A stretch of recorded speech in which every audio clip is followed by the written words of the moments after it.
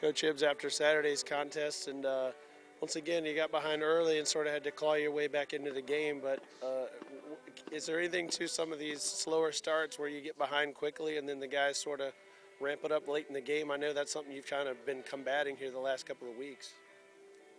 You know, we've talked about it, we've addressed it, we've conducted practices, you know, doing modified and some other things to really try to counteract that, and just haven't figured out the right combination yet. So we got guys that, you know, they're trying, they're doing the best that they can. It's just, you know, the execution just hasn't been consistently what we've become accustomed to in the 20-plus years we've been here.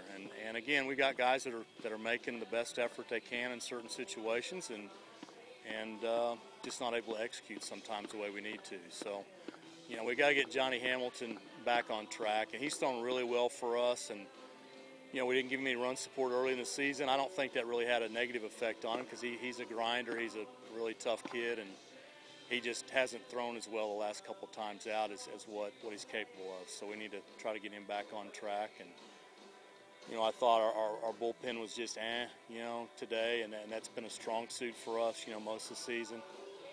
Offensively, you know, a lot of fastball counts, and we got a lot of fastballs and just didn't put very good swings on. So, you know, we got some guys that need to play better. You know, we need to do a better job of coaching always, and we got to get some guys that need to play better. So the emotional stuff, and we talked about it again after the game, I mean, that's good in short bursts, but you can't do that every game. You know, you can't just put yourself in a hole and then try to claw yourself back. And our guys compete, and we always compete, but, you know, when you dig a hole like that, and then you try to claw back, and it's pretty much game after game after game, you're just not going to have a chance to be consistent doing that. Now, we talked a little bit earlier this week about getting some practice time in. You're about the midway point of the season. You sort of got rained out on Thursday from being able to have a full practice. How important at this stage of the season is it to be able to get the team together for a full practice during the week to kind of refine things? That's a great point. Every practice day is important. You know, I think anybody that's a decent coach or have been doing this, you know, coaching in any sport will tell you that practice is really important. You know, we've done a lot of good things in practice. It just hadn't translated consistently into games yet. You know, we did a little modified deal, you know, a few days ago where we basically first inning, first 2 innings, first 3 innings offensively, and we had, you know, 90% success rate on the first at bats, and that's good. And you know, if we keep doing that and hopefully do some of those other things in practice, try to make adjustments, eventually it's going to translate in a game. But I've said it a million times, and you know, one of the things we as coaches talk about all the time is we only get 56 opportunities. There's no substitute for actually getting out there and playing a game. And I know it's the same with basketball. I know it's the same with football.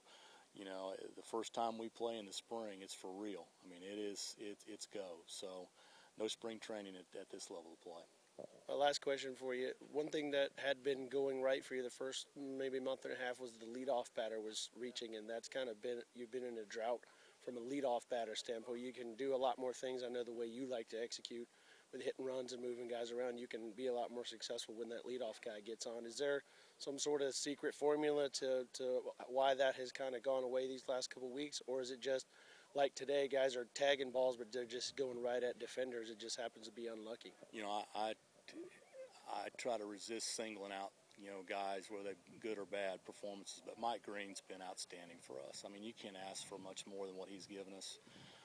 It affects us not having Matt Creech in there, I'll be honest with you. He's a guy that's a good player, and, you know, he's going to end up redshirting this year with an injury, and that has an effect. And then we got a couple other guys that have done some really good things in the past that we just haven't found the rhythm yet. So, you know, and it kind of filters on down the middle order guys, and you know, the balance that we've had at times in our lineup has disappeared, you know, the last couple, 2 or 3 weeks, certain games. And then guys start maybe pressing a little bit.